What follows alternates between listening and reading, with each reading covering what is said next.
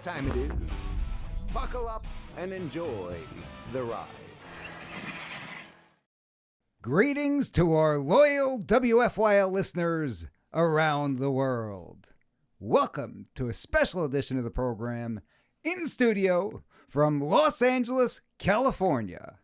I want to thank each and every one of you for tuning in once again, because you still have the right to hear and the right to be heard. Ladies and gentlemen, my name is Mike G, and you're participating in Mike G in the Morning with the Law Matters. And you can listen to our program every Friday at 7 a.m. Eastern, only on the Freedom Station, WFYL. So let's be heard.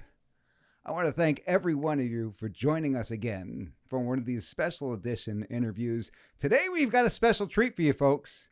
We've got what I'm calling the grab bag interview, because I know very little about our special guest today. Jonathan Chaffin is here with us. I know almost nothing about you, Jonathan, and somehow you've agreed to do this interview. I don't know if you're crazy or if you trust me for some reason, but thank you for joining us. Thanks, Mike. Here's what I do know about you. I know that you love Gold's Venice as much as I do. Is that fair to say? It is fair to say. And what do you love about Gold's? It's like a quintessential LA place, because it's like a confluence of like a few celebrities, some very desperate people, but there's like the celebrities kind of validate what everybody's doing there, and it's just great people watching.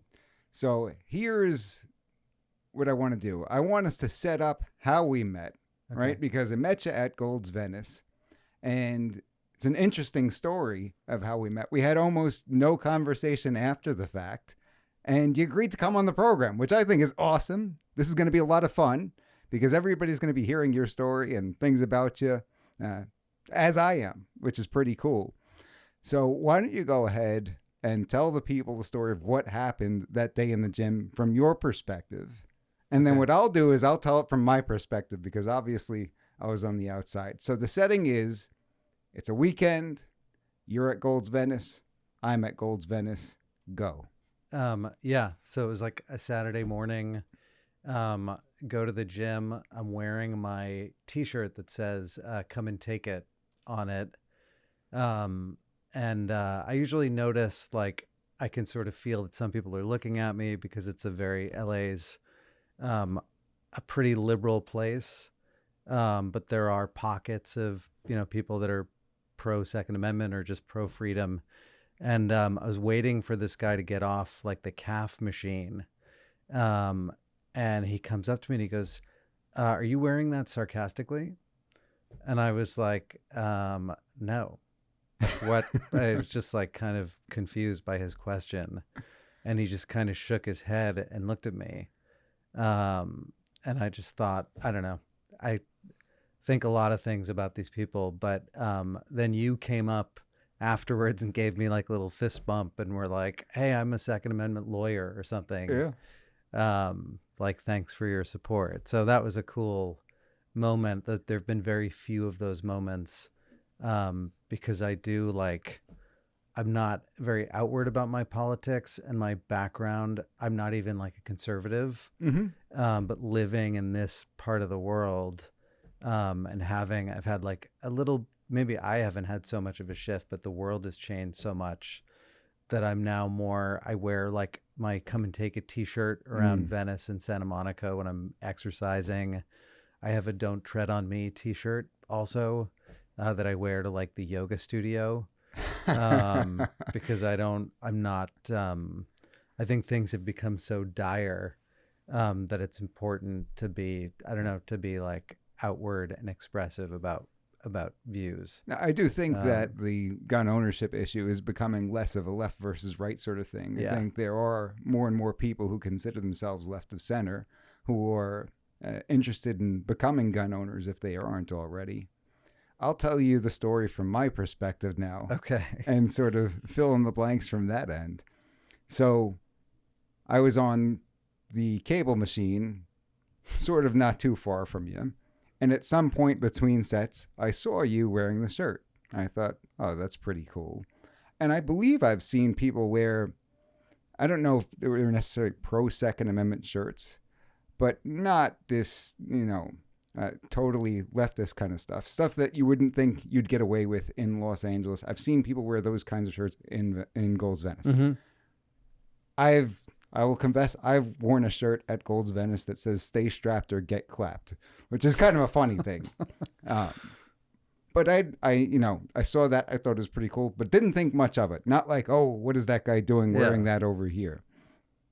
What you would wear at my gym in Pennsylvania is an entirely different story. Yeah. You'd be just another guy over there. Yeah. But saw you wearing that, thought it was pretty cool. And then I must have finished up, turned around in between sets. I see this guy sort of giving you the business.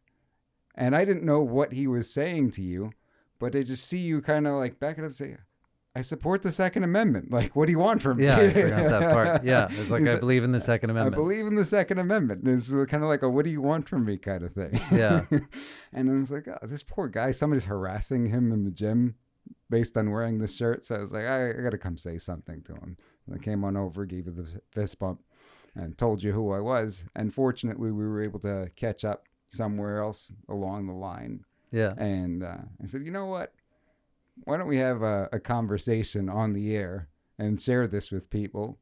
Because gym's not a good place to have a conversation about much of anything.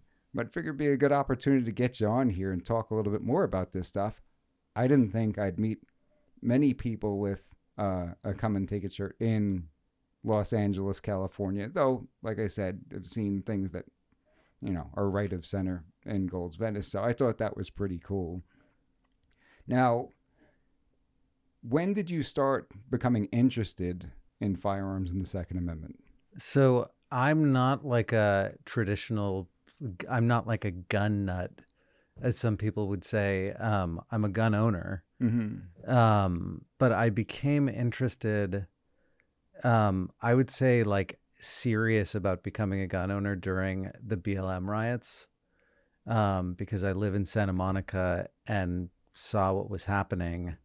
And also during COVID, when I saw what was happening in places like New Zealand, Australia, Canada, where the population had handed in all of their guns, because I think they're really like two key points to the Second Amendment. But I think the BLM riots like sort of pushed me over the top. I have, a couple of friends in LA that are gun owners, like went shooting with them. But yeah, it was the BLM riots and COVID. Did they speak about owning guns before all of this? Did you know that there were gun owners prior to going shooting with them? Well, LA is a weird place because you'll meet the most unexpected people you'd never think would be gun owners, but live like, another thing is just the geography of this place. So if you live like, I lived in New York City for 13 years and never thought about owning a gun in New York. I lived there when Bloomberg was mayor. I felt super safe. But here it's spread out. People live in hills. There are home invasions. I think the average response time is like 11 minutes. So it makes sense. Like you have to protect yourself. Right. So it makes sense. But I knew, you just like, people are sort of quiet about it, but there's secretly a lot of gun owners in LA. But you did know that these friends owned firearms. I did. Time? Yeah. Mm-hmm. And so you go to the range this was the first time you've ever shot a gun? Was it just no, a few I years ago? shot like when I was like a kid at summer camp, I shot like a 22 rifle, like a target rifle. And then I'm trying to think. Yeah, I went to the range with my friend who has a Glock, and shot with him. And did you like the Glock? Yeah, I'm not crazy about it because it's the one he had is, it's a little short for me. I have something else. Like I have a 9mm, I have an XD9. Oh, ladies and gentlemen, I promise you with all my heart, you could vouch for me, right? I did not know this before we got on the air. I am a huge Springfield guy. Okay. Our listeners all know. Anybody who's seen me give any sort of legal speech regarding firearms knows I'm a huge Springfield guy. Oh, cool. So this was meant to be, ladies and gentlemen. That's amazing. Now, what turned you on to that? Was it just the way it felt in your hand, the Springfield? So that, but when I went to buy my first gun, there were no guns. Like you had to, there's one place in Culver City in LA, and you literally had to, they would show you what they had on Facebook, and you just had to buy from Facebook. You had to call them up, reserve a time like 2 weeks down the line, and they would hold it for you. You'd give a deposit on your credit card, and you didn't have much choice. Wow. So you got lucky. It was limited. I was looking at like a Beretta, and also a SIG. Okay. Had you ever shot the Beretta or the SIG, or? I feel like I'm trying to remember. I did shoot somebody's Beretta. And you like that? I did, yeah. Did you ever end up getting one? No. Oh. I have the XD9, and I have a and you love it. I do. Yeah. I'm not like I make sure that I'm like, I go to the range probably 2 or 3 times a year to make sure that I'm like still kind of aware and like trained up and comfortable. Right. But I'm not like for me, it's like, it's a necessity. Yeah, it's a necessity, and I enjoy shooting it, but it's not a big part of my life. So let's go back to childhood. You said that you got to shoot at a camp growing up. Mm-hmm. And what part of the country was that? That was in Maine.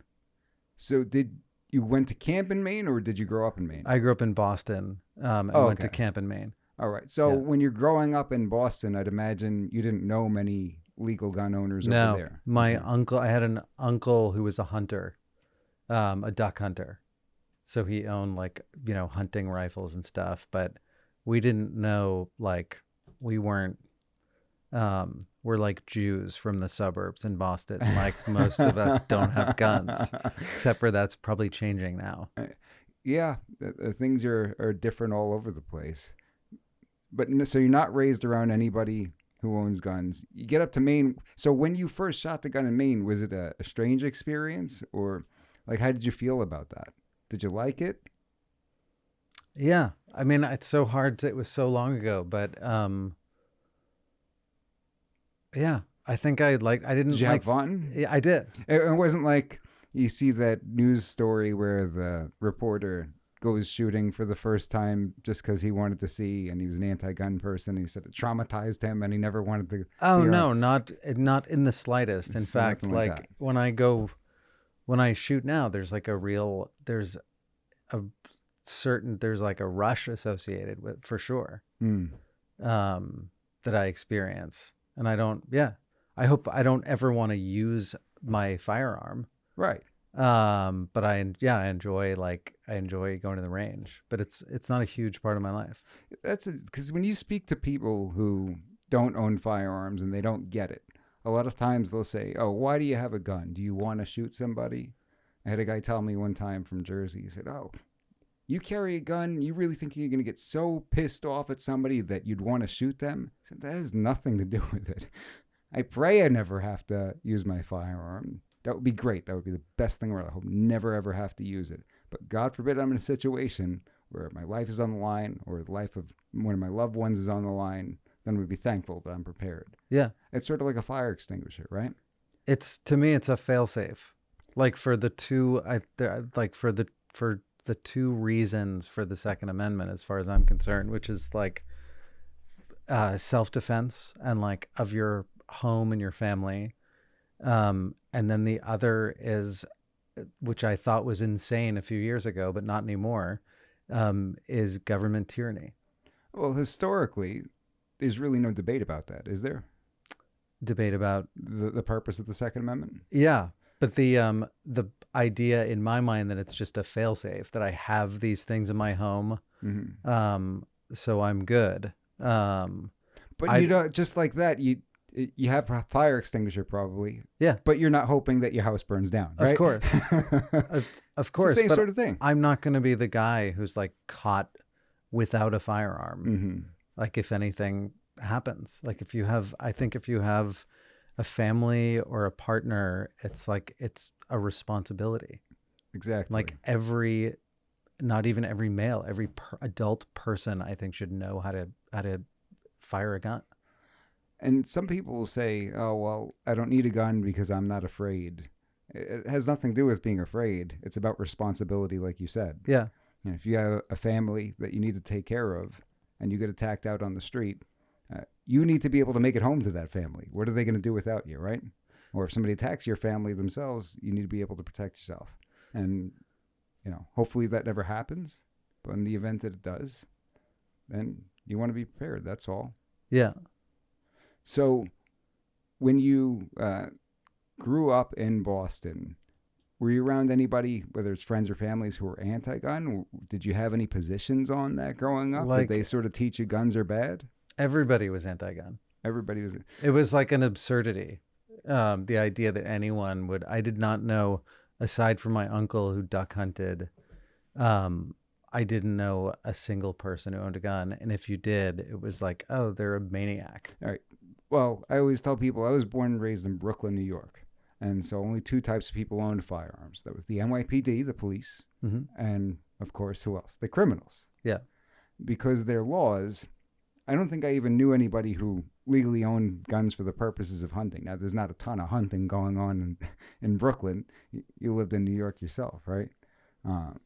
But there was no such thing as a law-abiding gun owner, was the bottom line. Yeah. So you're not exposed to that. You don't know of it. Sounds like we had sort of a similar experience as far as that goes. Yeah. And how long were you in Boston? I left when I was 18 and haven't lived there since as an adult, basically. What was life like growing up in Boston? What were you into? I grew up in like Newton, Mass, a suburb of Boston. I was into like sports. Oh no. And then, yeah, I mean, sports. Oh no. Sox and Patriots. Yeah, I was into actually like a Bruins fan. I was like really into ice hockey. Okay. Because I liked the physicality of it and like the fighting and then I was like a lacrosse player and a soccer player, and was actually like a hippie as a teenager. I had long hair and was like a deadhead. Really? Yeah. So big into music? I'm still a deadhead. Were you a musician? No. Just into music? Yeah. That's pretty cool. And then, so at 18 you leave. Where do you go?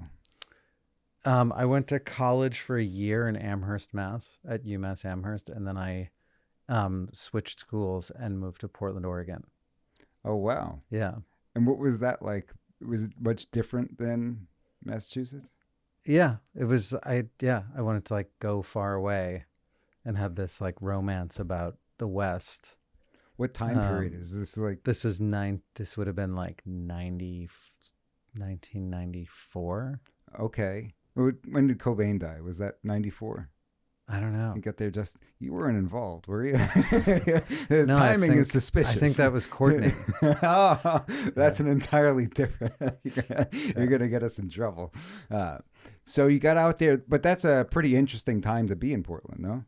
Yeah, it was like a hobo town at the time. Cobain's Seattle, by the way, right? The Pacific Northwest at that time. I got the totally wrong state.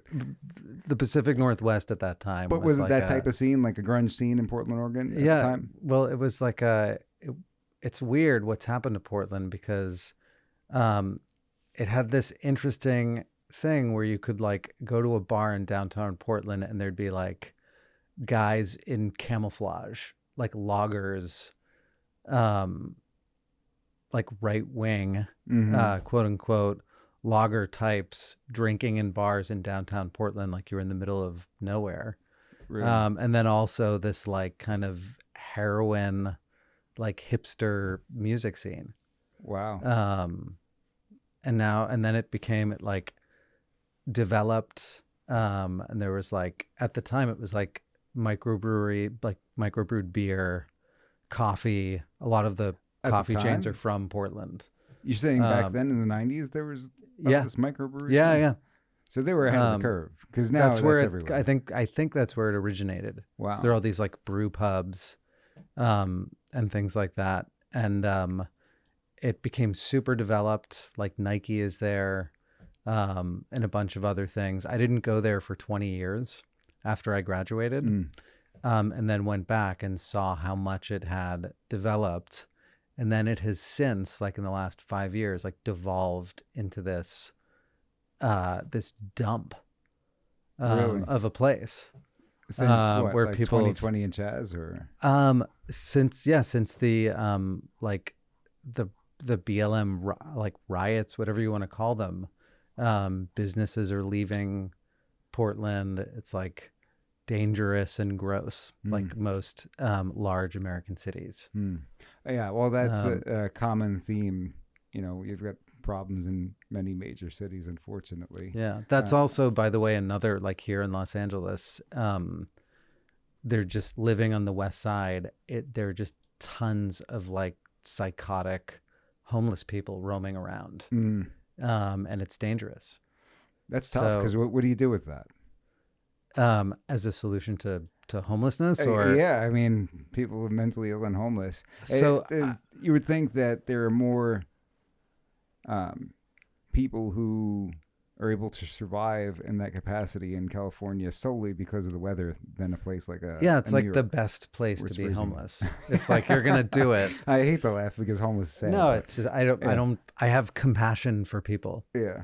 And in fact, let me just say that about everything. Yeah. Like, I feel like you have to, if you have a viewpoint that doesn't align with certain things, you don't have compassion. That's like the presumption. It's total nonsense. Like I was walking with this girl on the boardwalk in Venice, who was like she was actually a journalist also. And there were all these homeless encampments, and we were kind of like marveling at this. And I just said to her, I was like, gosh, like, what do you think the solution is to this?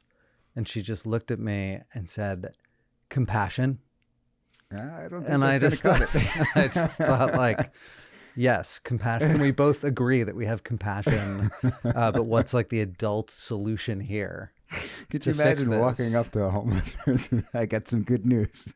Your luck has just changed because I, my friend, have compassion. Yes. Yeah.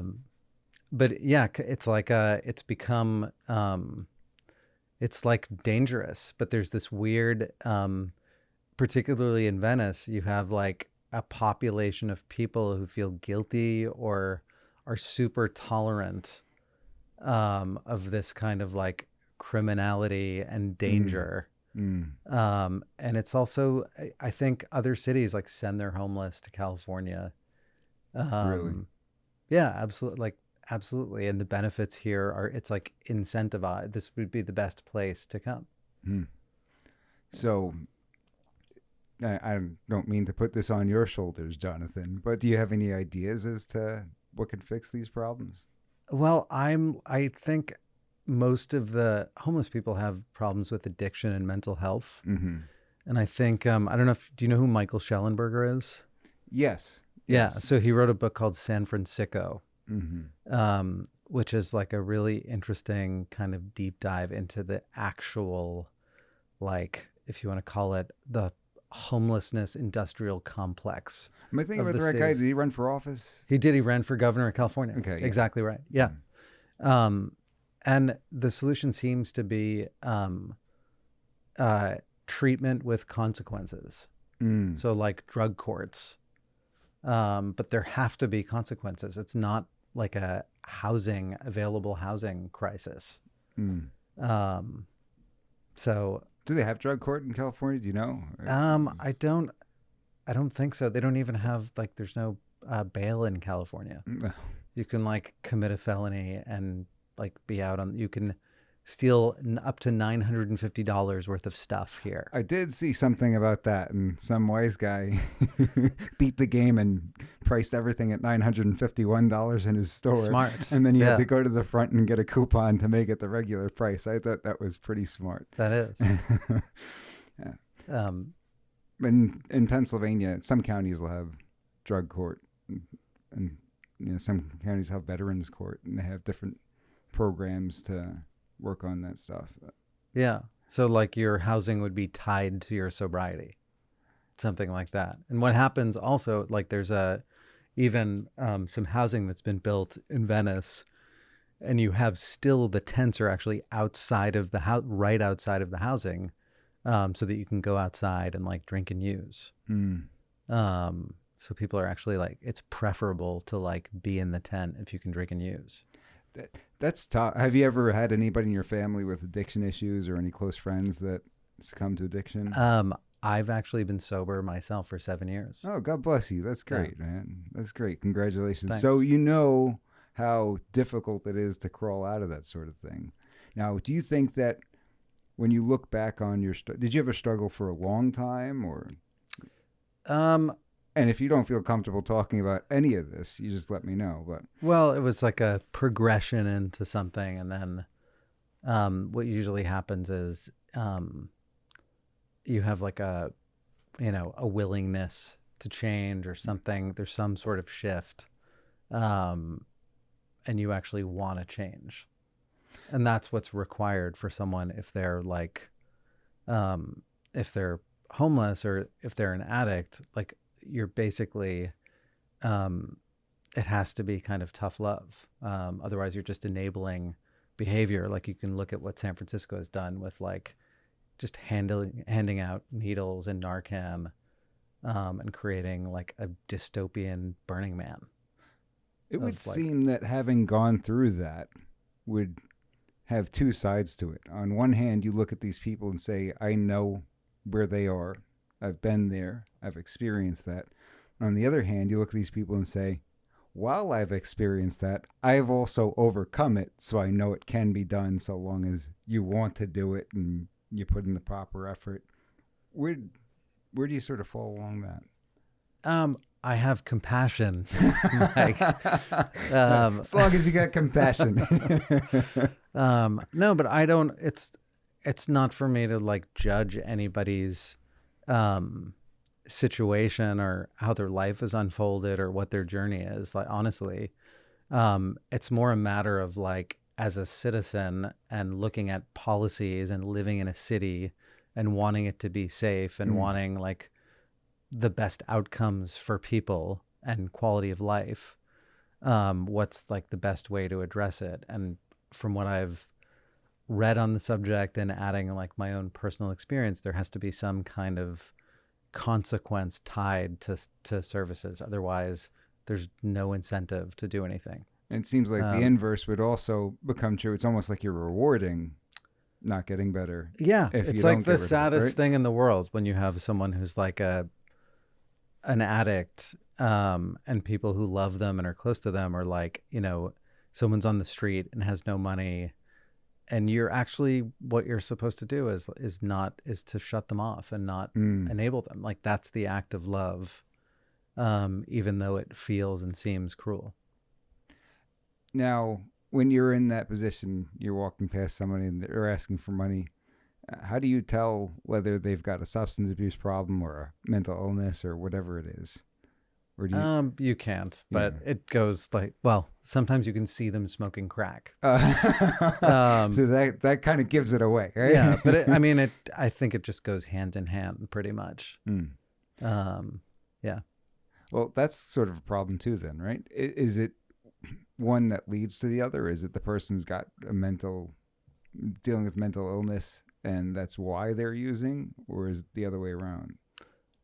I don't know. I'm sure there are all cases. I don't know. I'm sure there's with mental illness, there's like a propensity for substance abuse for sure, to moderate symptoms. So I'm sure there's like a higher percentage there. And then also, if you're smoking meth for a while, you're going to become psychotic, right? And then have mental health issues. So it seems like you got some interesting ideas about that. We've got in Philadelphia, Kensington's become really popular. I don't know if you've seen any of these videos. but there's a section over in Philadelphia where you've got people who, oh, the tents all over the place. That's first of all. But second of all, you have people literally falling asleep or nodding out, bent over at the waist. Yeah. All lined up in the street. Yeah. You've seen this? And it's starting to get some national attention, but it's been going on for quite a while. And there are people who will go there, they'll end up there, and, you know, they'll sort of get stuck there. And they'll be there for a really long time. And there's a lot of, you know, sex trafficking that goes on over there. Yeah. Or I don't know if sex trafficking is the right word for it, but, you know, women selling themselves and, you know, men selling women for certain activities. And it's really sad. But, you know, that's just, I'm sure, one of many in this country where you've got a lot of that going on. So yeah, it seems to be like in every like, I hate to say it, but every liberal city, every blue city in this country is like with a few exceptions, is like a disaster. Yeah. Now, I did notice something about this. There was a press release a while back from a country in South America that said, do not visit these cities in the United States. They're incredibly dangerous. Do you remember this? Yeah. I think that was from El Salvador. What I happened to do was take a look at those cities, and every one of them, with the exception of, where was it? It was some Northern California city that had a Republican mayor like 15 years ago.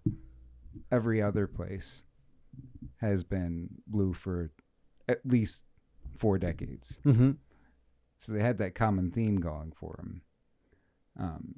But it's also a lot of the major cities. Can you think of any major cities that don't have these problems, whether they're red or blue, or is it that all major cities are blue by nature? I don't know. I mean, New York would like elect, you'd have Republican mayors of blue places that were competent.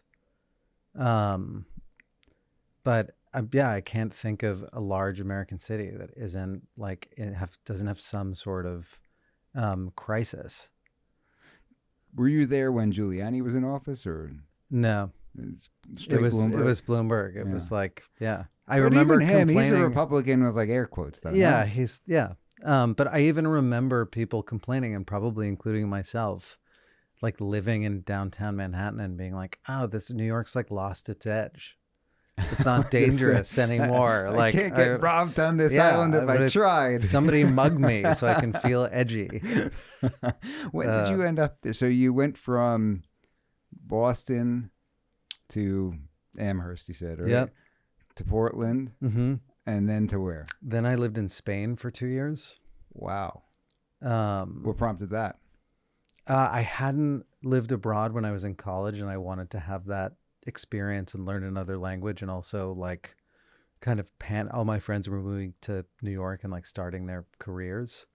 And I like didn't want to do that right off the bat. Was there a work opportunity in Spain, or just to sort of live there? And I went to a language school to start with, and then I started teaching English and like tutoring people in Spain? Yeah. That's cool. Did you know Spanish? I took like Spanish in middle school, but I learned it there. Really? Yeah. In a matter of a couple of years? Probably like in like 6 or 8 months. Really? Yeah. That's fascinating. Do you have some kind of knack for picking up languages? I think so. I'd like immersed. I stopped. I'm not crazy about Americans abroad to begin with.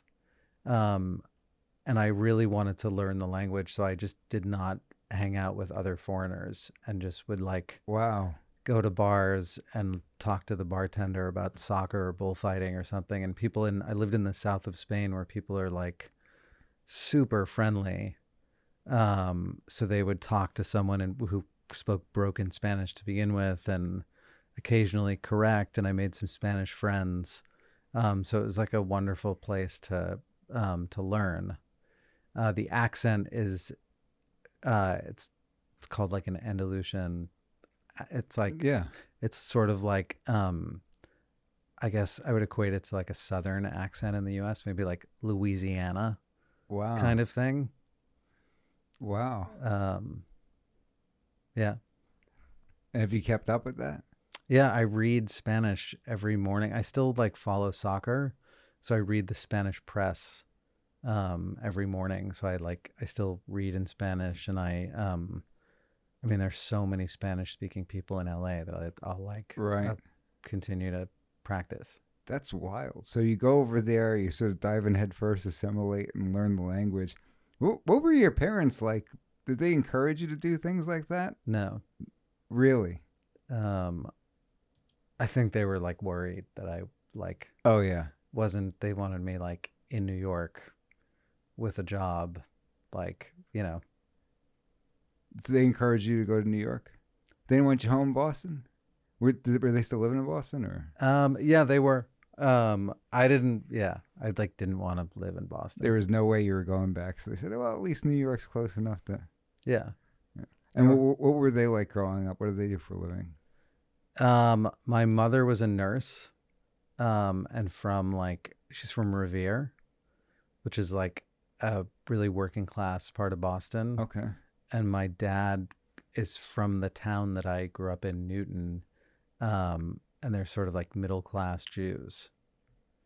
So it's like a real interesting mix of a family. Why does Newton sound familiar? Is like Louis C.K. from there? I or think something so. like that? Yeah, a bunch of people are from Yeah. Newton. Yeah. It's just outside of Boston, sort of thing. Yeah. So you're in Spain for 2 years, and then what happens? I moved to New York. Yeah, that was when I moved to New York, and started like working in advertising. Actually worked at MTV. Really? Yeah. And I was in New York for a few years, and then I met a girl, a Turkish girl, and I then lived in Istanbul for a year. Did you pick up the in language like real quick, 2002. huh? Turkish is way more difficult than Spanish. It's like it's a Ural language, so the structure of it is like completely different. But I would say I'm like communicative. Really? Yeah. So you can get by. Yeah. Mhm. That's pretty cool. And you're over there for a year? Yeah. What was that like?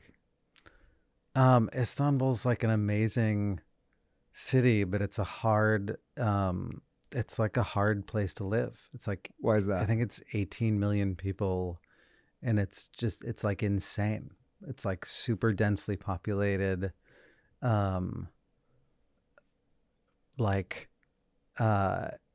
Just completely different from what you would expect like in America or Western Europe.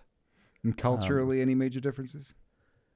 It's like technically a secular country, but it's a Muslim country. So you hear like the call to prayer, and it's conservative. And that's something that I didn't like about it. And it's actually like, as far as it's not even, it divides the European and Asian continents. But it's not even, it's like the least religious Muslim country, probably Turkey, Morocco, and like, maybe Tunisia. But still you feel it. Like it's just conservative. I got a family member who, an in-law, lives in Turkey. Or not lives in Turkey, is from Turkey. Oh, wow. And always, when she came over to the States, when she's eating a piece of fruit, would look through to see if there were any bugs in there. And her husband had to tell you, what are you doing? She's like, oh, just making sure there's no bugs. He said, we don't have that over here. Did you have that experience over there? No, well, we have bad produce here. We have like... You want the bugs. So you want the bugs. Yeah. The bugs are good because if it's got no bugs at all, that means there's too many pesticides. Well, yeah, the whole thing is like soil. And we don't have good soil here. Wow. So was the food that you ate over there much different, or? It's great. And same thing with you. Like a tomato tastes like a tomato. So someone who hasn't left the country doesn't know what a tomato tastes like then.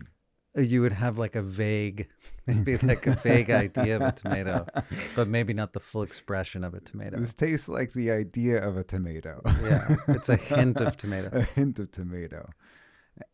And so you're in Turkey for a year, and then you come back to the States, Yeah. and then it's straight to California? No, I was in New York for another like 7 years or something. And then I moved to LA 7 years ago. Yeah. Now you're here for good?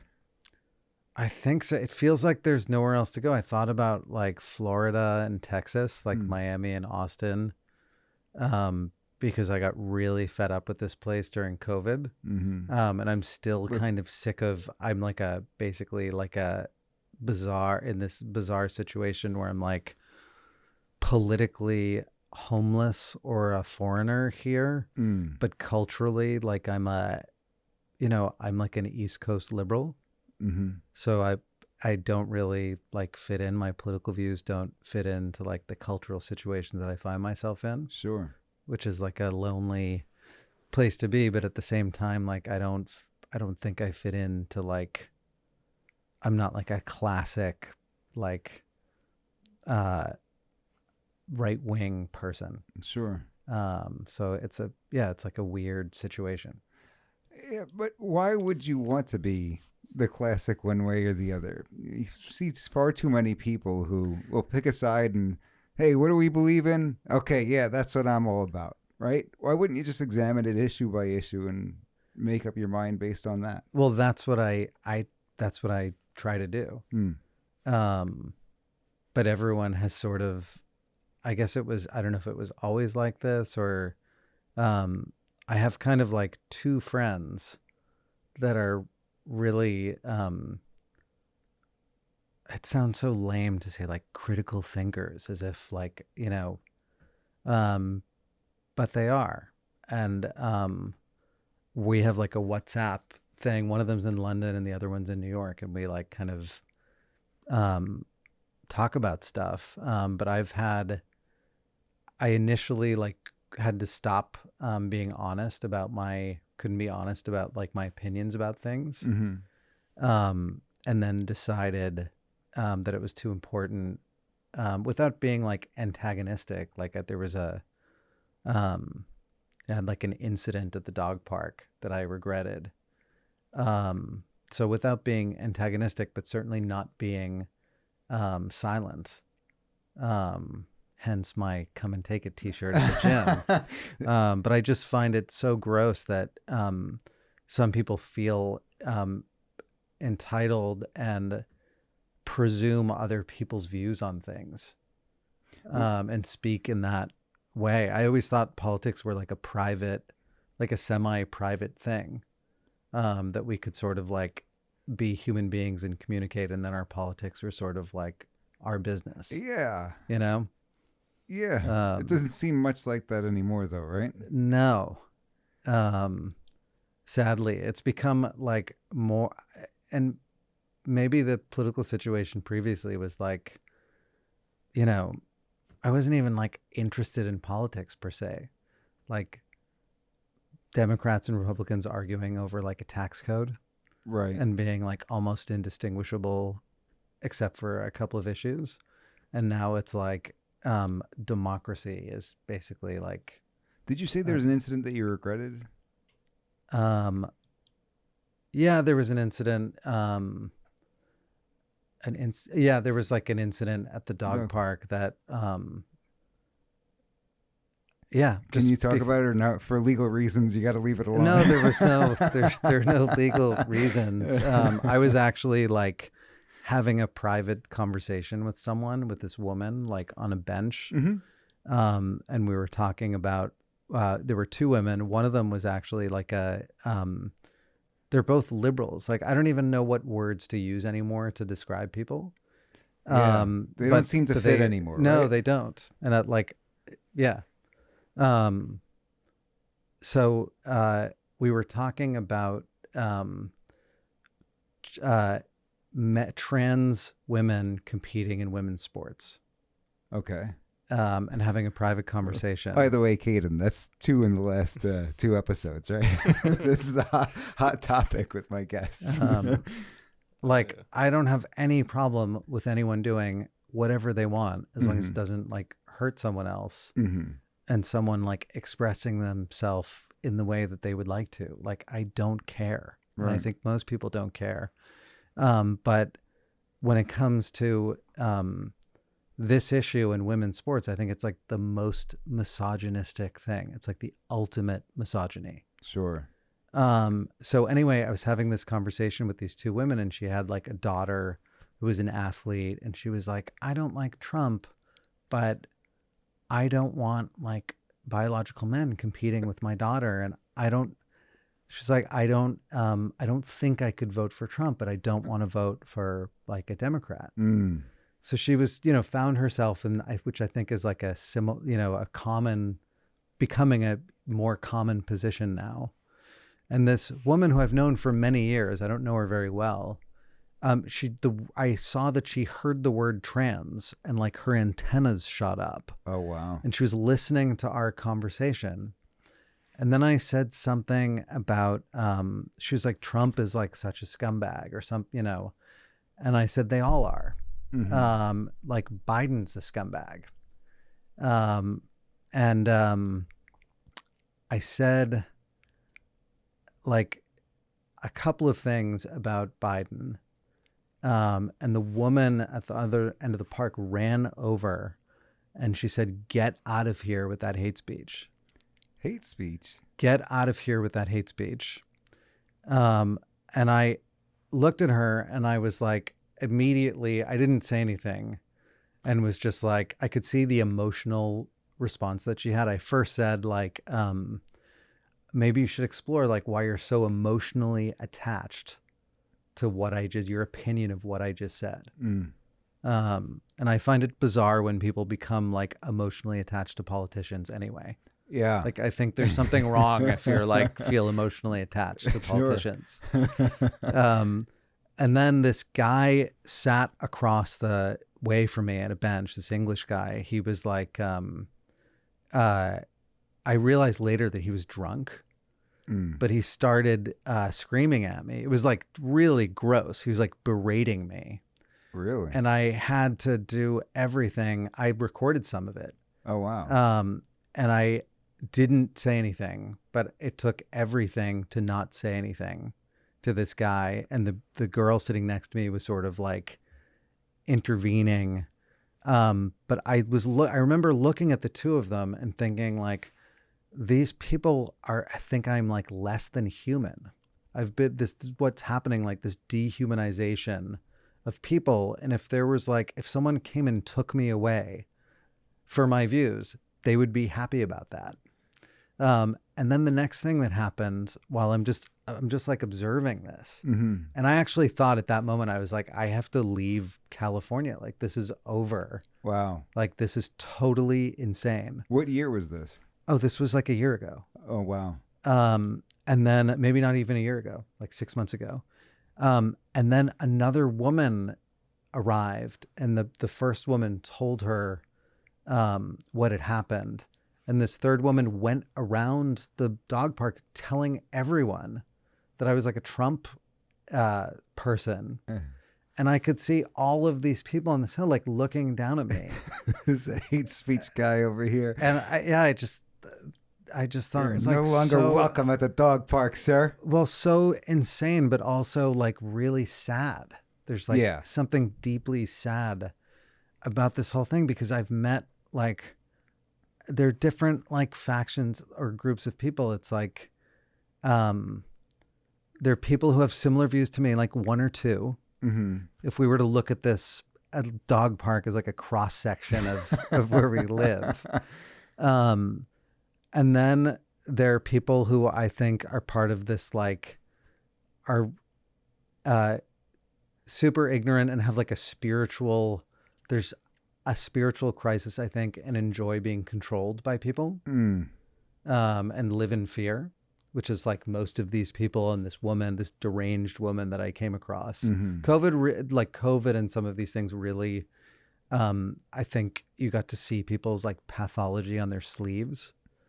And then there's another group of people, which I think is like the saddest case, which are like, you know, some of them are friends of mine, but like really smart, educated people, like finance people, doctors, lawyers, whatever, that are smart and curious, but haven't had the time or the experience to sort of like had their eyes open to what's happening in this country and sort of around the world.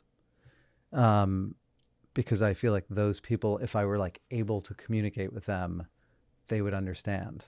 And You're that's having a private conversation though, right? Oh yeah, it was a private, like, yeah, these You people weren't like like standing out there with the megaphone chanting or No, holding up a sign. absolutely. You're just talking to somebody one-on-one.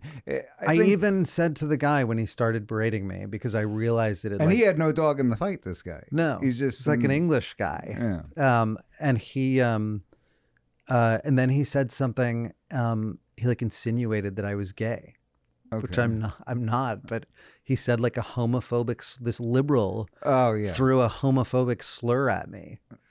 And I remember I actually tried to like diffuse the situation because I just thought, this is ridiculous. I don't want to like cause a whole thing here. Right. And I just said, you know what? Like, I'm sorry. I don't want to like create a political atmosphere here. So let's just like leave it. Mm-hmm. And they persisted with it. So that's what happened. Unfortunately, I think there's a lost art in this country known as minding your own business. Yes. Right? Privacy. And if you're sitting there having that one-on-one conversation, not only does this other person get involved, there's two other people that get involved, and then you said a third one goes around telling everybody. Yeah, it was like getting doxxed, like in real time Doxed or in the something. dog Yeah. park. It's a real shame because you might have other things in common with these people. You all love dogs, right? That's Yeah. for one. Everybody's there because they love their dog. They just don't love other people's dogs. Oh, gotcha. There's like a weird energy at dog parks. Really? I used to go every single weekend in Tulsa, Oklahoma. I thought it was pretty nice. Yeah.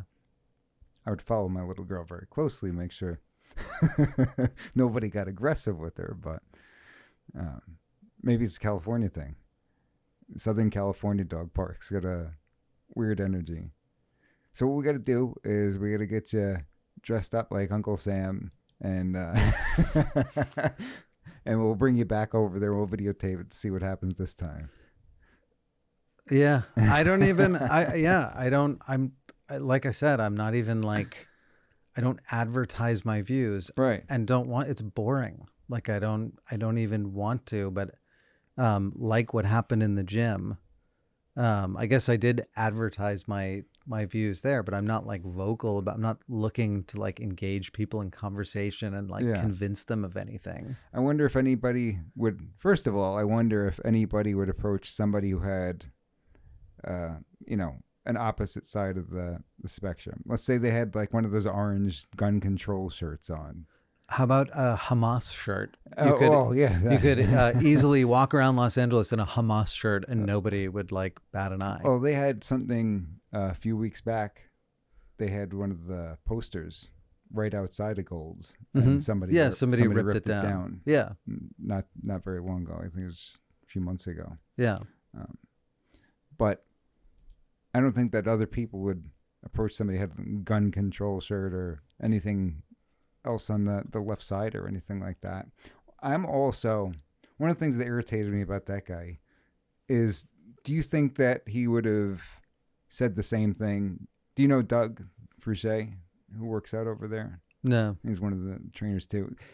I'm sure if by you think sight. of the biggest guy you've ever seen in your entire life walking around in Goals, I'm sure I've seen him. Real tall, real wide. If Doug was wearing that shirt, do you think the guy would have said the same thing? Absolutely not. But yeah, what are you insinuating, Mike? I'm insinuating that the guy was a real clown for doing that, is what I'm saying. Yeah. Is because you know, He didn't feel physically intimidated by me. for whatever reason. Well, he didn't know you had friends. 5'8".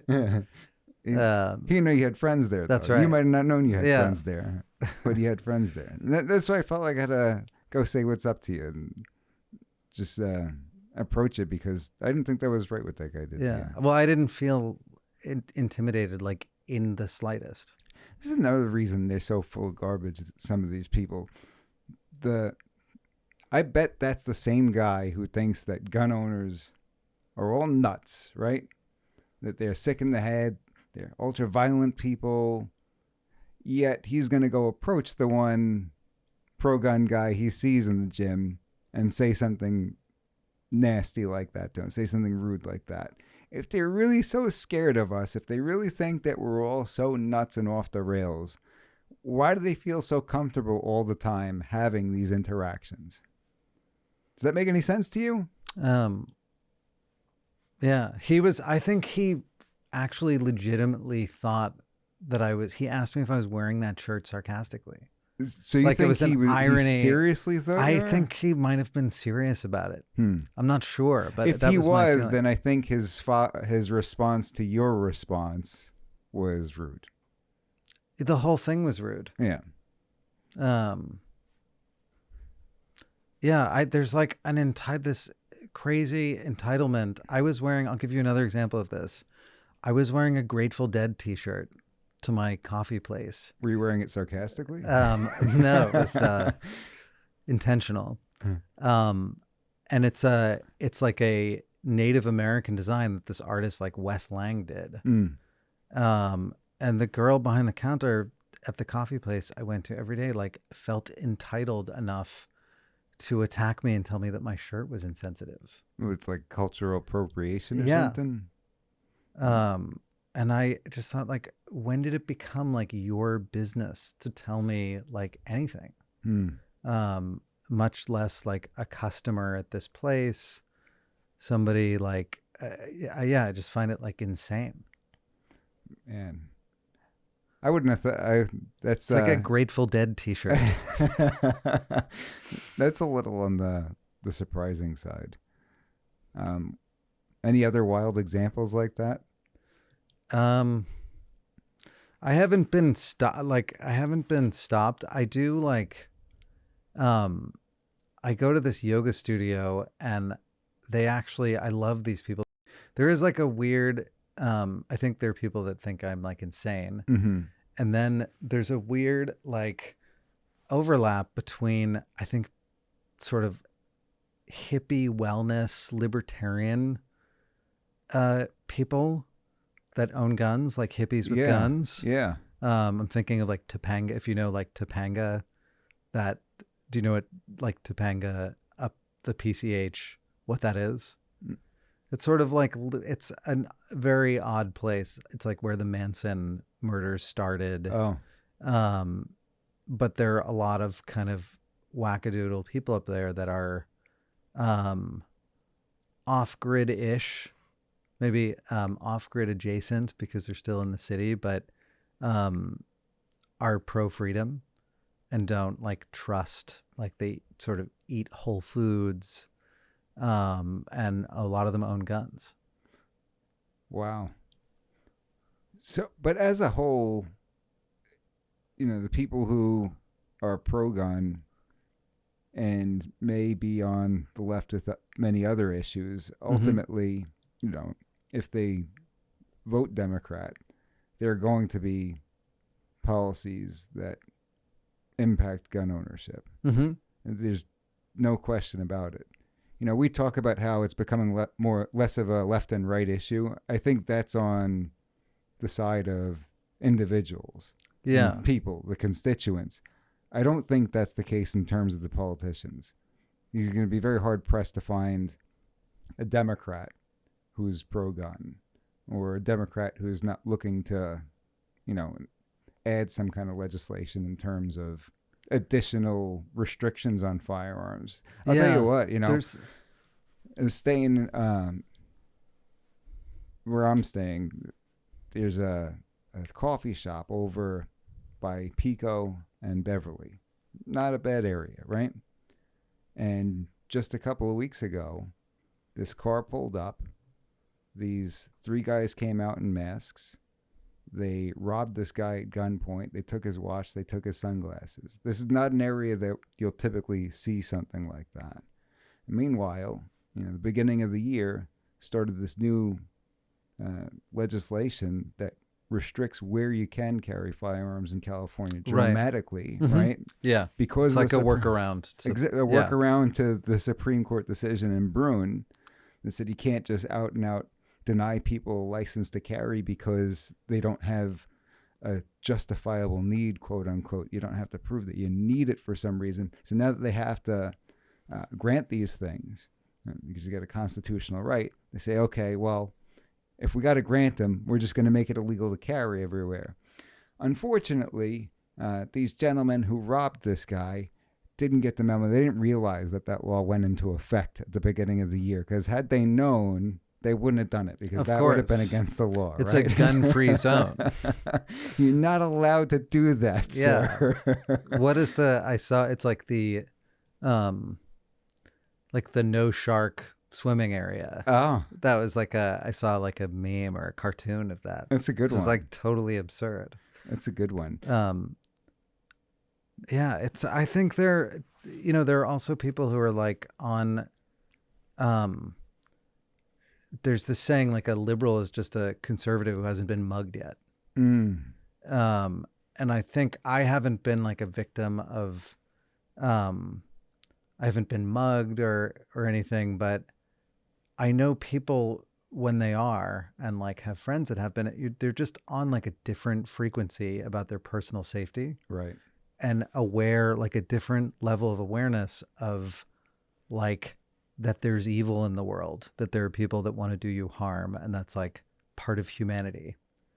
And I think so much of what's happened with the left in so many different areas is that it's as if that they believe that aspect of humanity has been eradicated. And like, we don't need guns. There are no more tyrants. We're post-tyranny. Like, we're post-tyranny. Like, why would someone be a tyrant like in the United States? And in my opinion, that's like precisely what's happening now. It's a very naive way to look at it, unfortunately. Now, I want to go back to, we're talking about how there's a lot of restrictions in California. Mm-hmm. So as a new gun owner, when you decided, hey, this is what I'm going to do, how difficult was it? It was so limited when I bought. So I also bought a 12 gauge shotgun, like for home defense, which I got at a sporting goods store. And it was like, I literally had to call around and drive to another part of LA because they had one at the time. Where'd you get? Do you remember? It's a, just throw it in the closet and never look at it again? No, I took it to the range and shot it. It's like not a good one. It was whatever they had. I can't remember the brand. And then, it was just limited. Like I know the magazine, like you can't have more than 10 rounds. And I was just in Nevada actually this week, and, with a friend. I was actually like on a work trip, and he was like, he wanted to, get some stuff there, but unfortunately hadn't, had to fly back to California. But, the restrictions, that's like a whole other area of this debate, I guess, where you have like really just not gun people that think like AR means assault rifle. Sure. Kind of thing, like wading in on policy for firearms. And also like, in the same way that I have compassion, I'm also not like, I'm not pro school shooting or like anybody getting shot. Like I'm against all of that. Well, that should seem, that should be a given, shouldn't it? I don't know why as gun owners, we constantly have to preface everything we say and give these sorts of disclaimers. Yeah. I had a conversation with somebody one time who was getting very emotional and offended by the whole gun issue. And when we started to actually get into the details of what she wanted to do, she said they should ban guns that are intended to kill in the masses. And I said, you're going to have to get a little more specific than that, because you can't really assign intent to an inanimate object. And, the more I tried to explain to her about firearms and the laws that already exist, at the end, she threw up her hands in the air and said, well, you know what? I just have a heart. I just have a heart. And that implies that if you're pro-gun and if you support the Second Amendment, that you don't have a heart. And that irritates me. They act like if you object to the additional restrictions that they propose, that you don't feel bad when somebody gets killed. Yeah. We turn on the TV and see this stuff. We're just as sad as anybody else. We want it to stop. But we disagree with the solution that you're proposing. And that's all it comes down to, doesn't it? Yeah. I think the gun debate, it's like similar to the abortion debate in that the perceived intent on the other side is that like a restriction is moving towards an absolute. But yeah, I like agree with the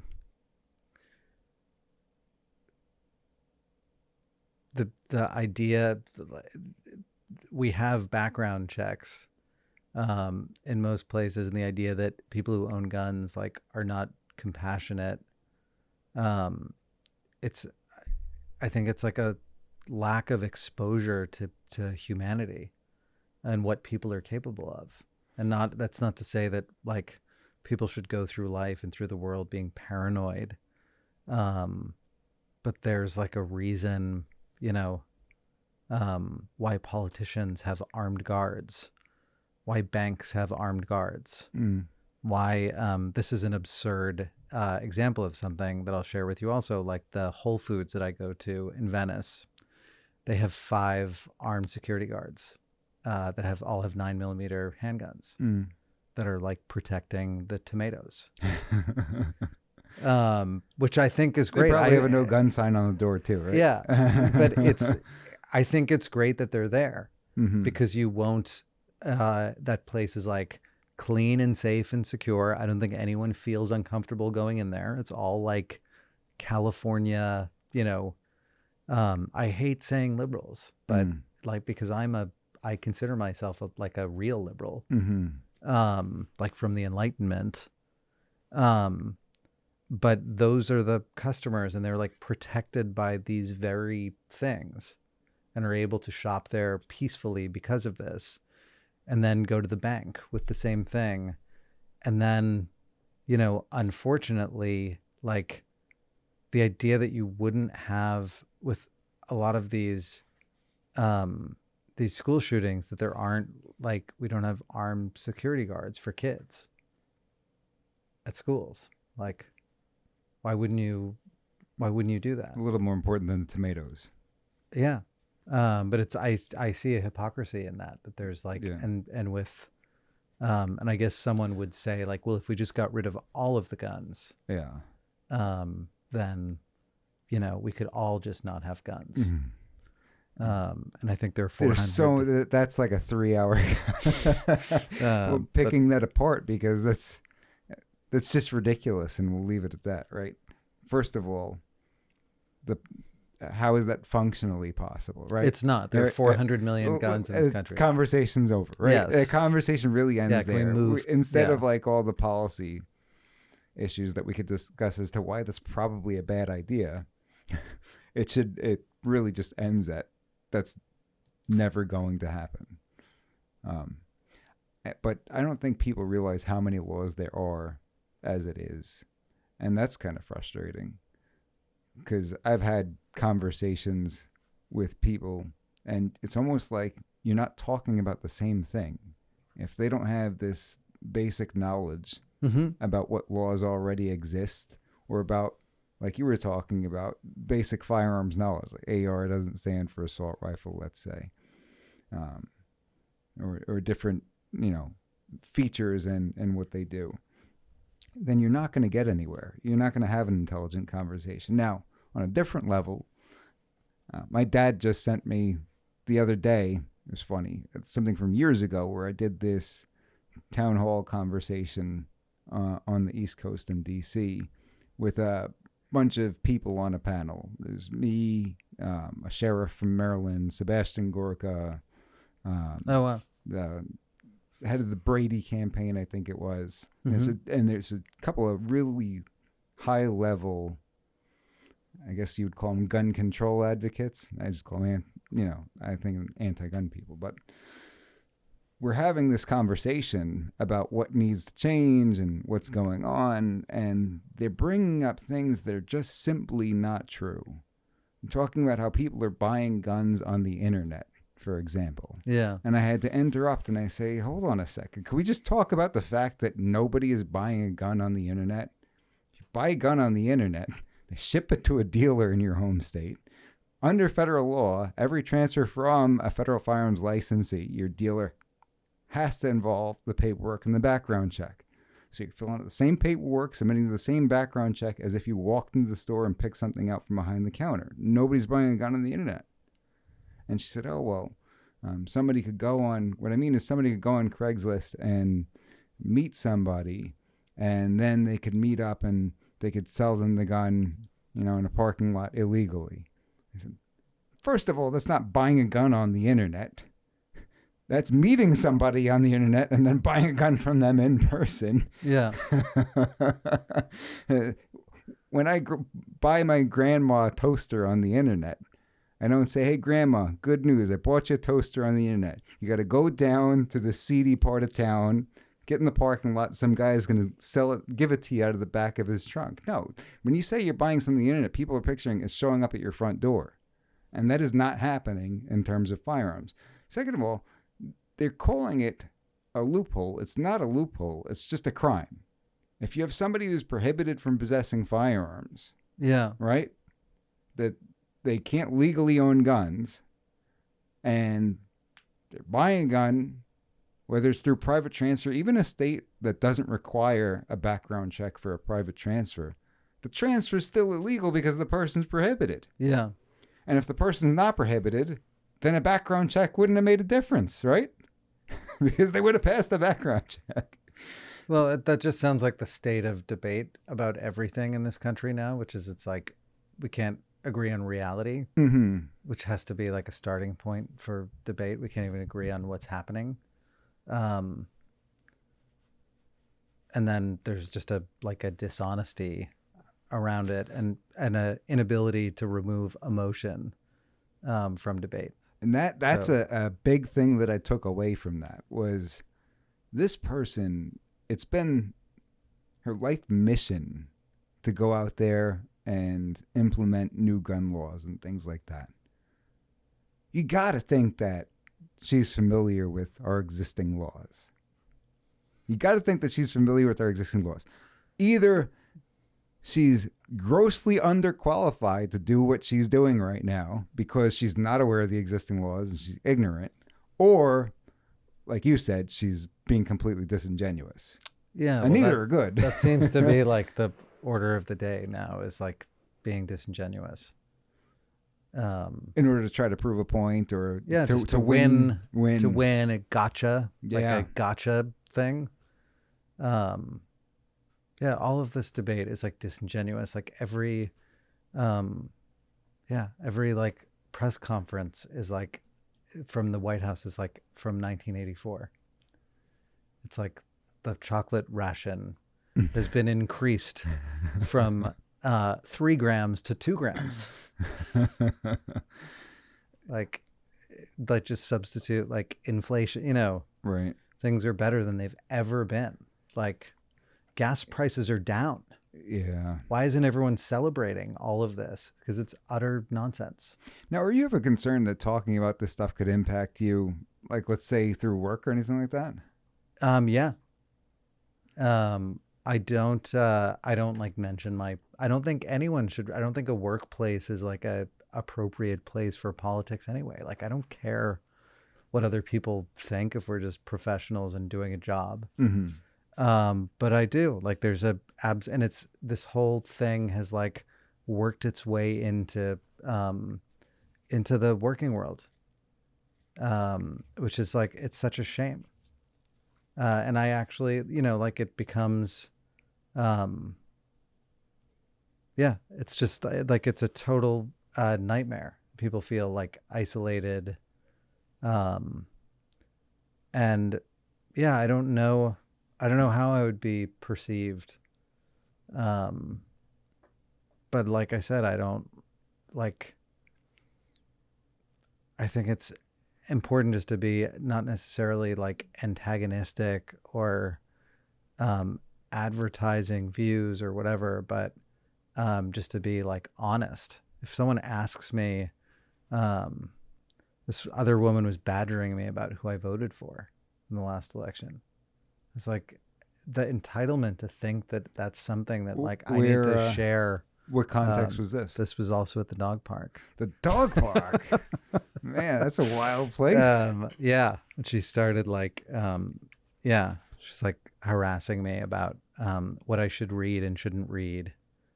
Like news publications or? Well, I brought up like we were talking about, she had presumed I had just been in Nevada or something. And she was like, well, we won those 2 Senate seats or something. And I was like, who's we?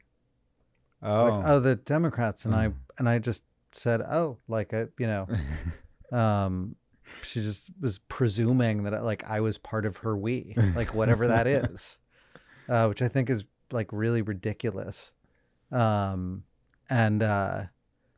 She asked me a question, and I told her at the time I was like really interested in RFK Jr., who's also a Gold's Gym guy. I seen him at Gold's Venice this summer. I really like him. Did you get to chat with him over there? I said hello to him once and shook his hand.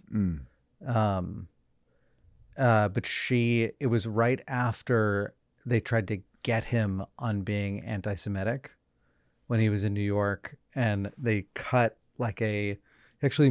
cited like real studies about COVID and like the targeting of different genes, of different peoples.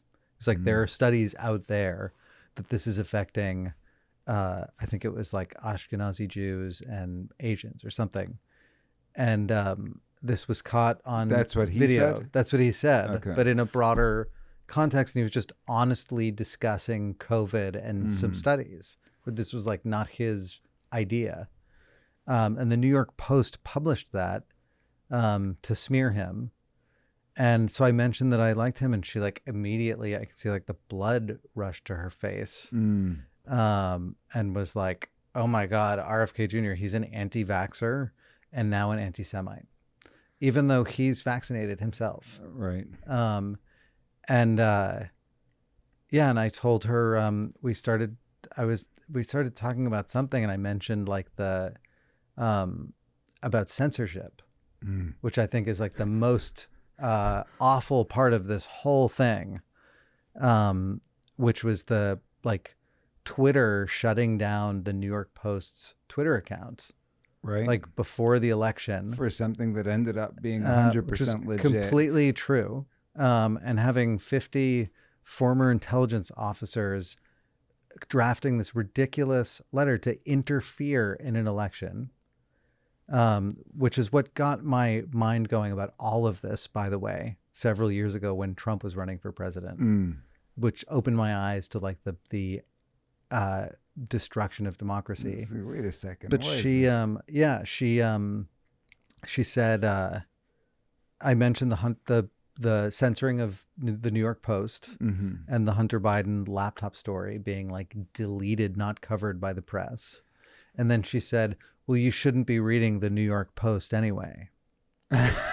Serves you and right, then sir. I thought, I was like, well, the New York Post published the anti-Semitism story that you just cited. Like, you obviously don't even know like where this came from or anything. And she was getting like physically agitated that I wasn't, and another person who was like super educated, like a super educated, obviously a smart person, but completely ignorant.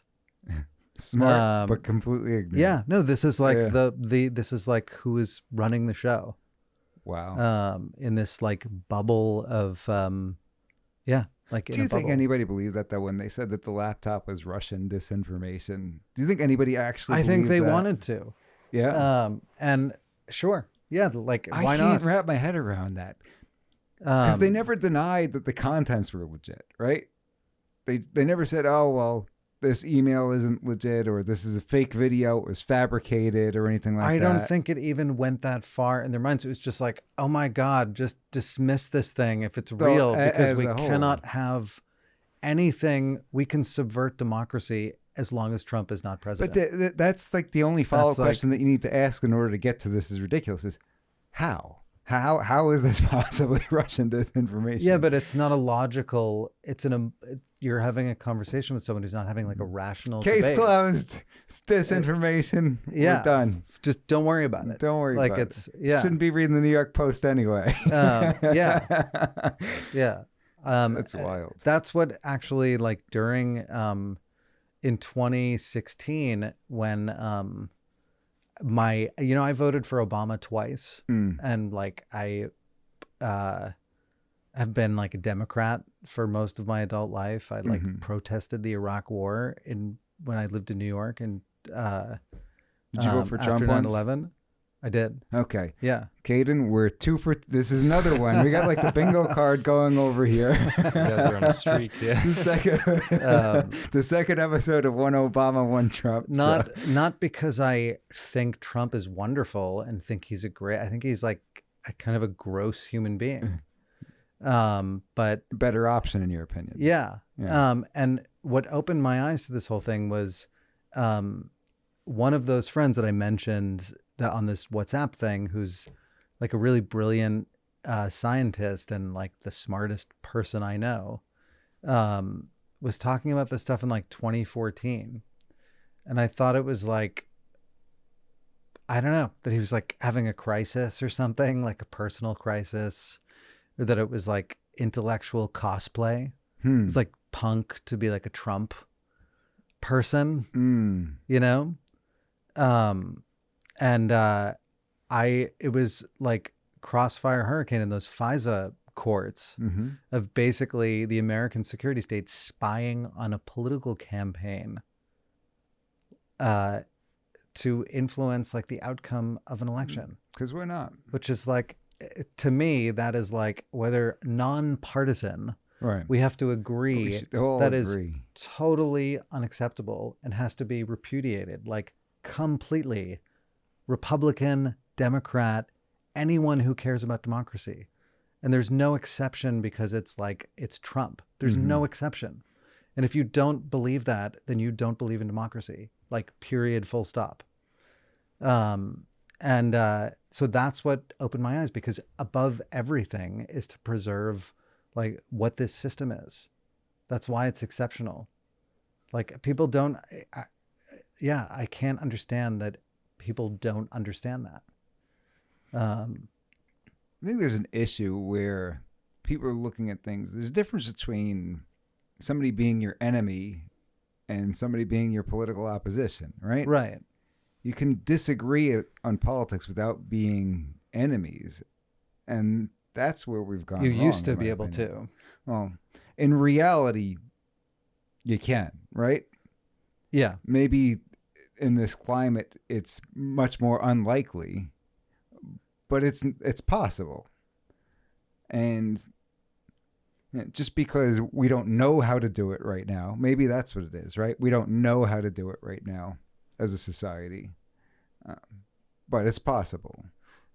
It is. I think the problem is that we have different versions of reality. And if you can't start discussing something from the basis of some kind of shared reality, then it's doomed to failure and misunderstanding. Yeah. No, I think you and bring a good point. That's the issue. It's a good point. It's almost like I was listening to an interview the other day where it was the pro-gun guy versus the anti-gun guy, and they get started, and neither one of them knows the law. It's very clear within the first 5 minutes that neither one of them knows the law, and they're having this argument, and I'm saying to myself, this is an imaginary debate right now.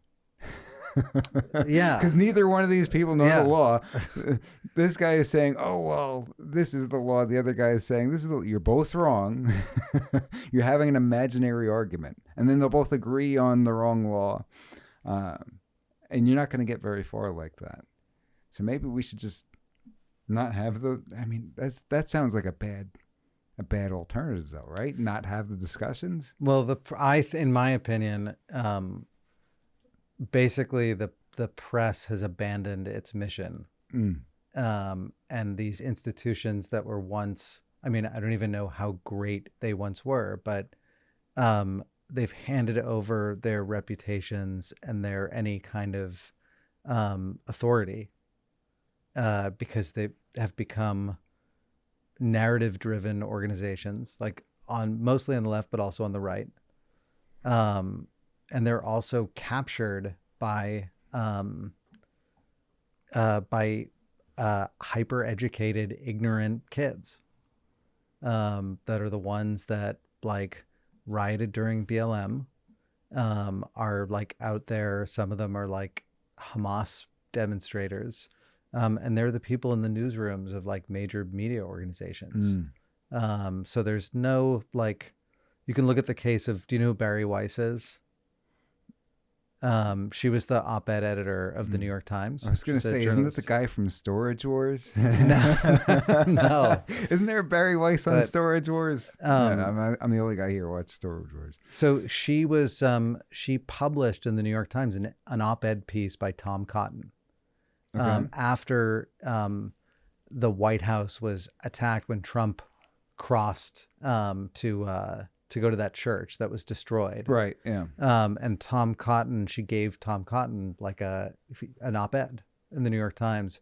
And she was she's also like a super liberal. Like she's, I think she's open about, she's like a Brooklyn liberal. Mm-hmm. She's I think she's married to a woman and has like a child.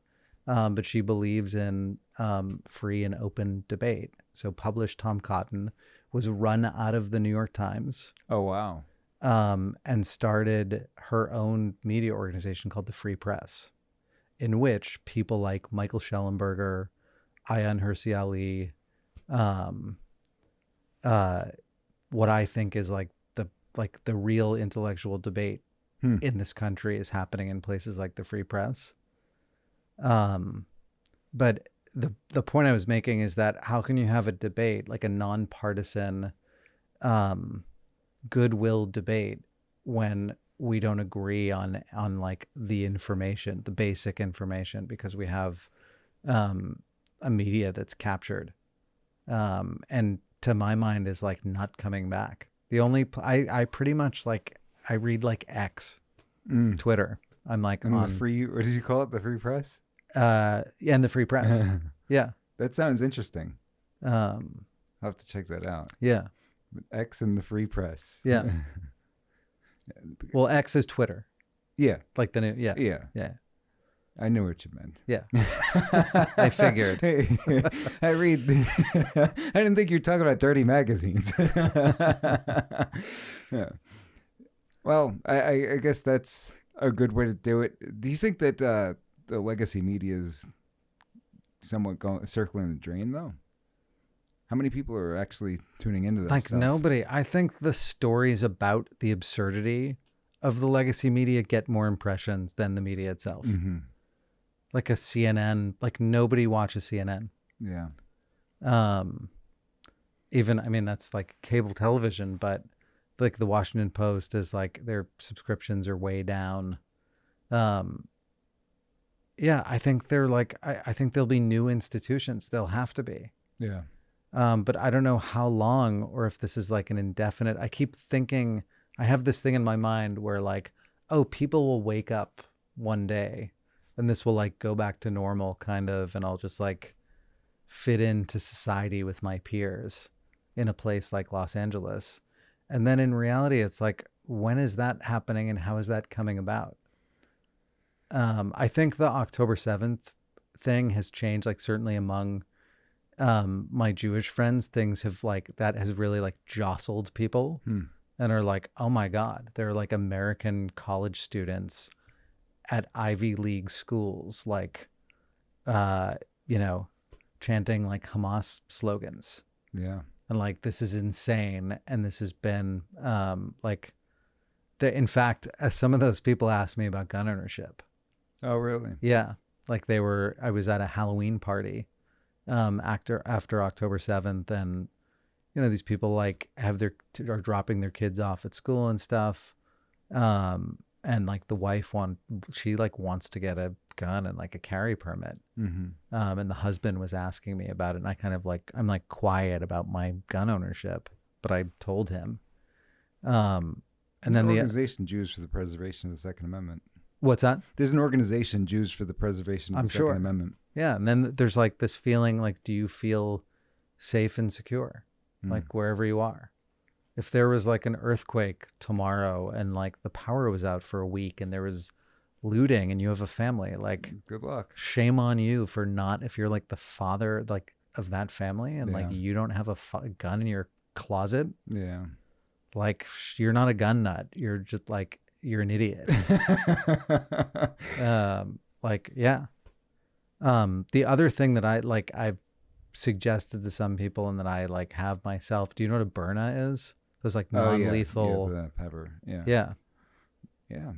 I mean, it's not going to like, I wouldn't want to have to like pull that out on someone who has a real firearm in their hand, but you should also have layers of defense, meaning my buddy Jose Morales, who owns Philly Firearms Academy, often says not every problem is a nail that requires a hammer, right? So the gun is not a cure-all. Yeah. So you might want something like defensive spray. And something between curse words and shooting them in the face. So yeah. there's a time and a place for certain things like that. Have you personally taken anybody new to the range since you've become a gun owner? Has anybody approached you and said, "Oh, now you're the guy"? I'm trying to think. There's like a girl that wants to go. Gotta get on that. That I'll take. Yeah. There are definitely people who've asked me about, it's like either real guns or Byrnas. Okay. And I suggest to like, after things that happen in Venice, like for example, the yoga studio I go to, this guy walked in like demanding money. There are a couple of girls behind the counter and I guess they have a bat. And I think this guy was on meth or something. And the one guy at the studio, like, confronted him. The guy started like attacked him. He hit him over the head with the bat. The bat broke. It did not deter him at all. Oh. And he like kept going. They got into this like terrible fight. I think the guy like feared for his life. Finally got him off of him.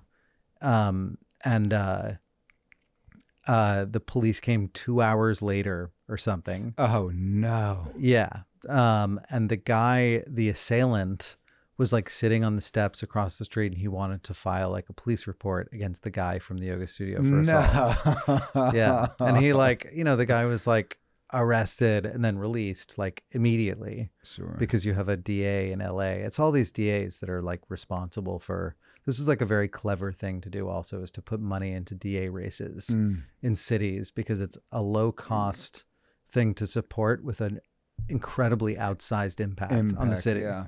No. Sure. But the point I was making is that if they had a Byrna or something behind the counter, they didn't need to like shoot the guy dead. Yeah. But if you have something that has like a pepper spray thing that's going to hurt a lot and immobilize the person or just the threat of it, like you could. I don't know. From what you're describing, though, I don't know that much of anything would have stopped that dude. Yeah, maybe not. You know. They also, yeah. You ever see videos of somebody, they get a magazine emptied into them and still come? I'm aware of such videos, but Yeah, like adrenaline. Yeah. It's not like the movies where you shoot the bad guy once and he goes flying out the window and he's dead, you know? But yeah, there's so many instances just in Los Angeles alone where mostly women have been like attacked. And I always, like every small business, I just can't believe they have like one little pepper spray thing, which is like, if somebody attacks you, are you going to like fiddle with the nozzle and just like, don't move. Yeah, like just stand straight and I'll try and like not spray myself. And look at me, say cheese. Yeah. But so many, there was like that UCLA like grad student who was working in a furniture store on a Sunday and like texted her boss. There was a guy who came in and she was like, feels kind of weird, but I don't know if I should say something. He murdered her. Wow. Like stabbed her to death. And she could have, her like, if they were properly like, I don't know if it's a firearm or like a non-lethal option or whatever. But her, like, she could have, her life could have been saved. Yeah. That's important. But we have there's like, there are a lot of places in this country where there aren't like real consequences for crime. Yeah. Gun's the great equalizer, like you said, right? It's the ultimate personal responsibility, accountability. A lot of people don't want that responsibility. I think sometimes that's why people don't want the access to firearms from the general public, is because they don't want to take on that responsibility for themselves. If we just go ahead and make it illegal for everybody, well, I don't got to worry about that, right? Like you're talking about a dad who doesn't have a firearm to protect his family. If he doesn't want to take on that responsibility, whether it be because of, fear or whatever else, then the simple solution is, okay, government's going to take it out of my control. Mm-hmm. Government's going to take away that option. Government's going to protect me. That's not a realistic view of things, though. Well, it's like it's a version of it's a version, which is I'm going to outsource everything over to the government Right. and let the government like take care of me in some way. And to me, that's like a recipe for disaster. Yeah. It's got a bad track record. Yeah. I think it's called like communism or something. I always thought it was strange when they'd say that Trump was a Nazi, but they wanted him to take their guns away at the same time. Yeah. The taking of taking the guns away was like, I had another ridiculous conversation with someone at a party. This guy was a reluctant gun owner. And we were talking about January 6th. Mm-hmm. And I just mentioned that nobody was like, there weren't firearms on that day. Like, how was that going to be? And this is a whole other subject, but just mentioned like they clearly weren't going to overthrow the government with like sticks and stones. And he had a very different opinion. He was like super educated, quote unquote liberal, but owned like a shotgun for his home defense. I was like, oh, that's cool. Like I think you're doing the right thing. I agree with you. And then we're talking about the Second Amendment and we got to the subject of tyranny. And he was like, that's ridiculous. The government has F-16s. He was like, heard Joe Biden's stupid thing. Yeah. And was like, the government has F-16s. Yeah, they could just wipe you all out. But I thought these dopes with the flagpoles. Yeah, and I thought the government was being overthrown by like people with slingshots and zero like guns and like buffalo hats. And then he also couldn't understand the idea that like an armed populace is a deterrent against, like, obviously you could nuke your own citizens. But that's not what a tyrannical government wants. That's what people don't understand. A tyrannical government wants subjects to control and to enslave. If you just kill all of them, that doesn't do you any good as a tyrant. But the idea that having an armed population is a failsafe against overreach, whereby like a politician or a ruling party or person has to, in their calculus of policy, has to consider that the population is armed. And like whatever you're trying to implement, like you would have to have in your mind that this is an armed population. It's not like another country where I think it was somebody that might have been Andrew Yang. Remember him? He ran for the Yeah. Democrats last Yeah. time. I think he said something along the lines of when Beto said, "Hell yeah, we're going to take your AR-15s." Oh You my remember God. that? He I said just that. had like a shudder through my body when you mentioned that. It's like, well, at least he was honest about it. You know, a lot of them will say, "No, we're not going to take I think your Beto guns would say away." like anything at any moment to like get the right reaction. That's entirely possible. But Yang said something. I don't. We wanna, should call him Robert, by the way. He's Robert real- Francis. During that entire part of the election, I refused on air to call him anything but Robert Francis Yeah. O'Rourke. By the way, but I think it was Yang that said something like, "How functionally you're going to do that? You're going to have to actually send people out from house to house in order to get that done. That's just not feasible." yeah. Because what's going to happen when you tell the police, "Okay, your next assignment's to go to this guy's house and to take all of his guns"? What's a lot of police officers' response going to be? Yeah. How about the do it? How about the military Yeah. who are like in their home states, like among their own people? They're going to like disarm American citizens or engage in like, It's crazy It's talk. ridiculous. Yeah. But yeah, that was like another absurd conversation I had with like a very well educated person who seemingly couldn't like remove the emotion from the It's conversation. And just, like, illogical. yeah. You know, it's a shame because, like you said, you're at the dog park, you got stuff that's in common with the other people at the dog park. You love your dogs. You're at Gold's, you got something in common with that guy, and he had to be a little bit of a jerk to you. He couldn't just left it alone. And I feel like, when we put the focus on the wrong thing, we miss out on opportunities. Fortunately, I'm glad the guy did that, because if that guy doesn't do that, I probably never talk to you, right? Correct. Yeah.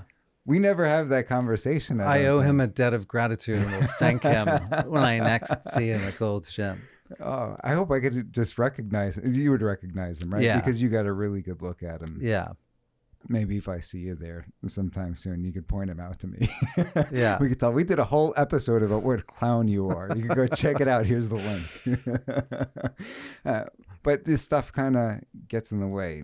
You know, even music. As you seem like a kind of an artistic guy, into music and everything like that. I mean, do you find that a lot of people you're hanging out with and enjoying music are on the, have different political views than you?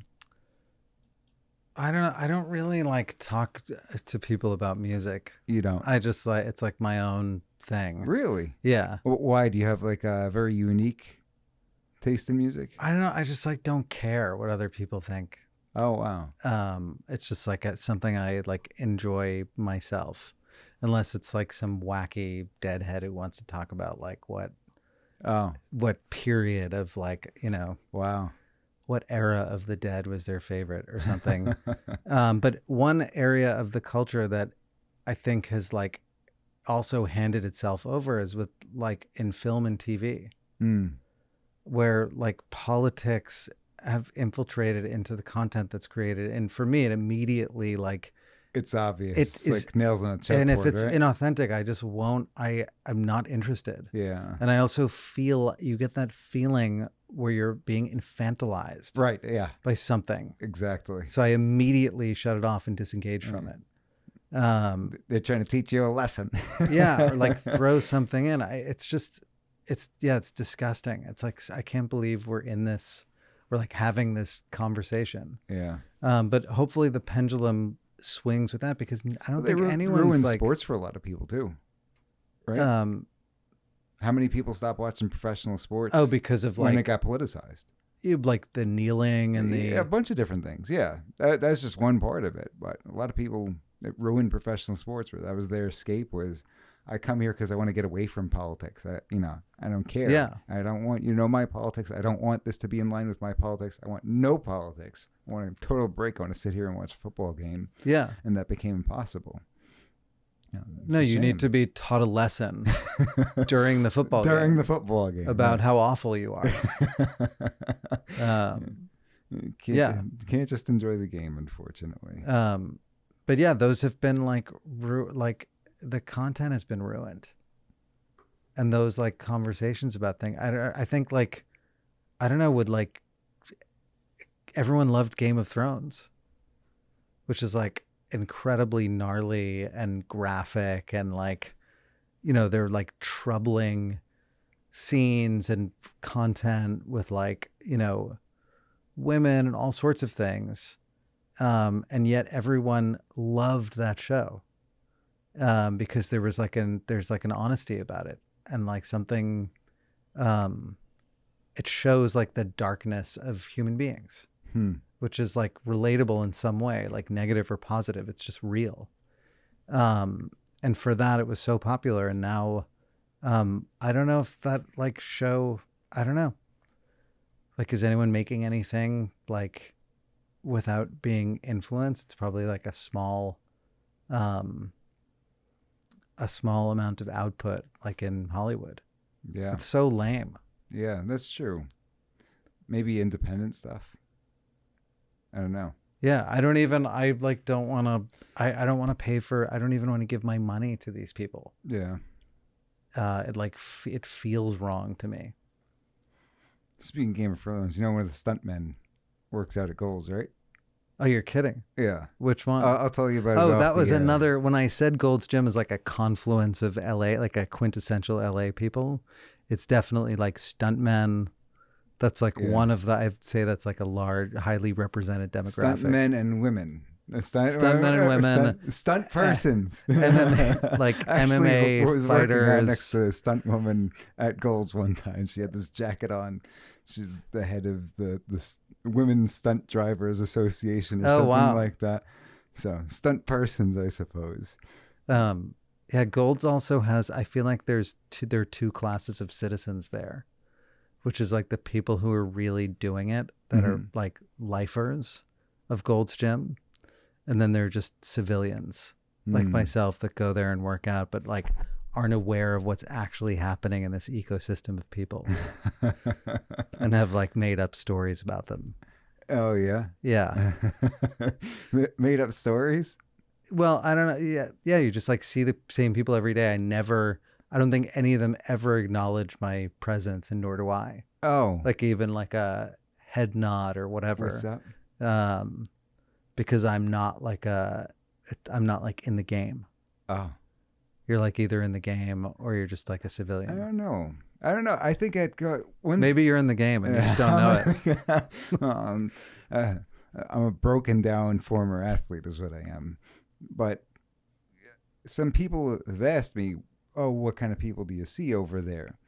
And you will see some of the biggest human beings you've ever seen in your entire life. Yeah. Some great people in the greatest shape you've ever seen in your entire life that you usually only see in movies or on television. And you'll see some people who look like they've never set foot in a gym. And you'll see some people who are sort of in between. And I don't know. Charles Glass, you seen him walking around? Oh, you got to check out his YouTube channel, by the way. But you'll notice him after you check out his YouTube channel. Gave him a fist bump. Oh, cool. Last time I was over there. I've got something to do Godfather of tonight. bodybuilding. Godfather of bodybuilding. Oh, is that right? Oh, yeah. He's an old school guy. Well, Arnold is in there. He used to be in there quite a bit. Yes. But I became very disillusioned with him. So if anybody wants to see it, Jonathan's going to have a fight with Arnold Schwarzenegger at Gold's Venice. I'm going to be the referee. Well, Conan the Barbarian disappointed me in a way politically. Yeah. That I thought was kind of weak. Yeah. So that I kind of like, yeah.